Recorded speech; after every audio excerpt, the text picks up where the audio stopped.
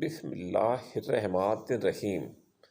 یہ تصویریں آپ کو یہ سمجھنے میں مدد کریں گی کہ نارمل ٹونسل کہاں پر واقع ہوتے ہیں۔ سرخ دائرے میں لکیر ٹونسل کی نشاندہی کرتی ہے۔ لیفٹ سائڈ پر نارمل ٹونسل ہے اور رائٹ سائڈ پر انفلیمڈ ٹونسل ہے۔ ٹونسل نکالنے کا آپریشن جسے ٹونسلیکٹمی کہتے ہیں، اس کی پہلی انڈیکیشن آبسٹرکٹیو سلیپ ایپنیا ہے۔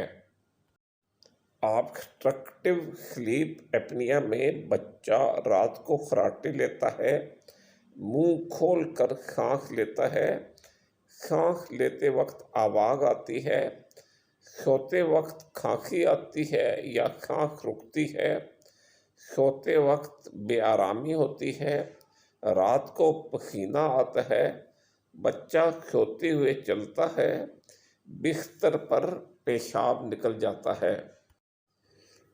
یہ تصویریں آپ کو یہ سمجھنے میں مدد کریں گی کہ بڑے ہوئے ٹونسل کس طرح سانس لینے میں دشواری پیدا کرتے ہیں اور ان کی وجہ سے آبسٹرکٹیو سلیپ ایپنیا ہوتا ہے۔ ٹونسل کا آپریشن کرانے کی دوسری وجہ، اگر ٹونسل کی وجہ سے بچے کا ایک سال میں 7 یا 7 سے زیادہ دفعہ گلا خراب ہوا ہو، 2 سالوں میں 5 یا 5 سے زیادہ دفعہ، یا 3 سالوں میں ہر سال 3 یا 3 سے زیادہ دفعہ گلا خراب ہوا ہو۔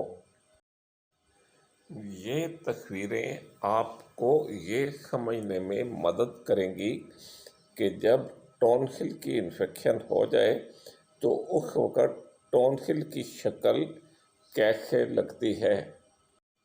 ٹونسلیکٹمی کی ایک اور انڈیکیشن PFAPA سنڈروم ہے۔ اس سنڈروم میں پیریاڈک فیور یعنی ہر کچھ دنوں کے بعد بخار ہوتا ہے، منہ میں چھالے پڑے ہوتے ہیں، گلا خراب ہوتا ہے اور ایڈینوائڈ کی انفیکشن بھی ہوتی ہے۔ ایک کنڈیشن ہوتی ہے جس میں ٹونسل کے پاس ابسیس یا پیپ بن جاتی ہے۔ اس کنڈیشن کو پیری ٹونسلر ابسیس کہتے ہیں۔ اس کنڈیشن میں جب ابسیس یا پیپ کو نکالا جاتا ہے تو بہتر ہے کہ اس کے ساتھ ٹونسل کو بھی نکلوا دیا جائے۔ ایڈینوئڈز ناک کے پیچھے ہوتے ہیں اور عام طور پر یہ منہ کھولنے پر دکھائی نہیں دیتے۔ اس تصویر میں منہ کھول کر ایڈینوئڈ دکھانے کی کوشش کی گئی ہے۔ جو ریڈ دائرے میں سے لکیر جا رہی ہے وہ ایڈینوئڈ کی طرف پوائنٹ کرتی ہے۔